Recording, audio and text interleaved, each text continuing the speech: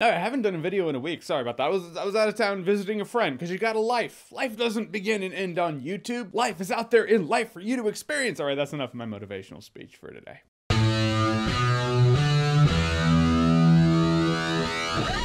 So The Harder They Fall, it's a Western revenge tale because, you know, it's a Western. They're usually revenge tales. Here's the premise. There's this bad guy out there played by Idris Elba. He kills this little kid's mom and dad at the beginning of the movie. Then the little kid grows up to be a man played by Jonathan Majors, and he's out there to get some revenge, which could have been such a run-of-the-mill Western feeling movie, but it's not. This movie interjects some great energy into it, makes it feel like a fresh take on a Western. And The Harder They Fall it's essentially an amalgamation of characters, like historical Western characters, cowboys, and criminals alike, that are real historical figures from the West, but they're all in this movie, and this movie didn't happen, but the characters are real. The characters in this movie are based on real people.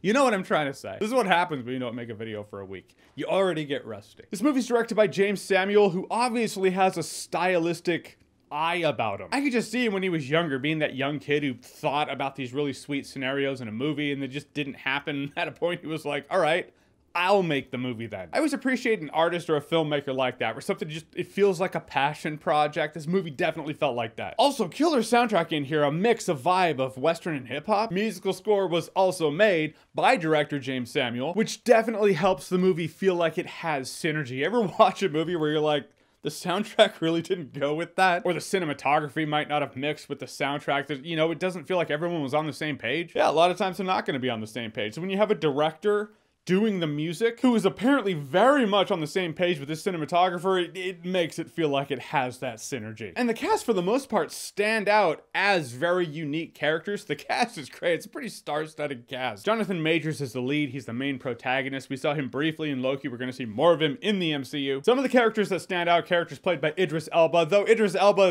he's Idris Elba in this, like, Idris Elba's the bad guy in a Western. How do you think he's going to act?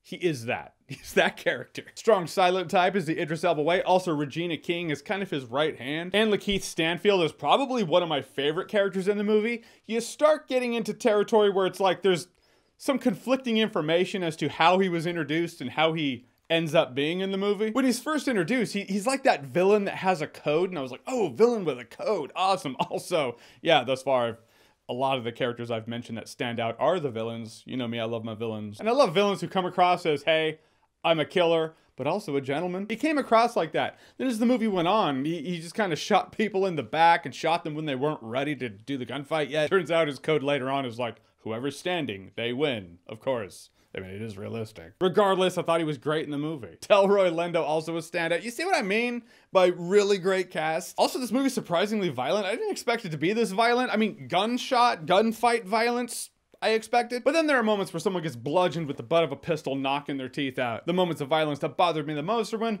horses got shot.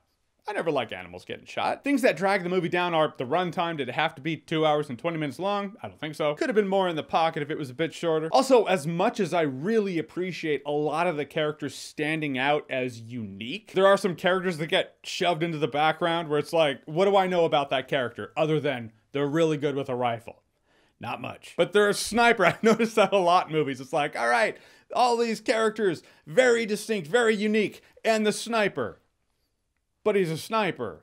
What else you need to know? I don't get that fulfillment with all the characters, like it was leading to something and then I just left like, oh, sucks that it went down like that. But for the most part, this was a surprisingly fun time. When a filmmaker's having fun making a movie and it comes across on screen, that's a perfect marriage right there. Because there are some movies out there, a lot of Michael Bay movies where I'm like, that was probably a lot of fun to make. Not as much fun to watch. But aside from a couple of the flaws, this movie really hit the mark. Great moments of tension between a great protagonist and a great antagonist. The gunfights are badass. The dialogue is fun. You're on board for the revenge tale. It's a movie that you shouldn't sleep on. You know, like if you're up for a good time watching a movie, definitely watch it. I mean, you're piggybacking on your friend's Netflix for free for a reason, right? Here you go. I'll say this movie's worth watching and worth buying on Blu-ray. All right, so The Harder They Fall. Have you seen it? What did you think about it? Whatever you thought, comment below. Let me know. And as always, if you like what you've seen here and you want to see more, click right here to see more.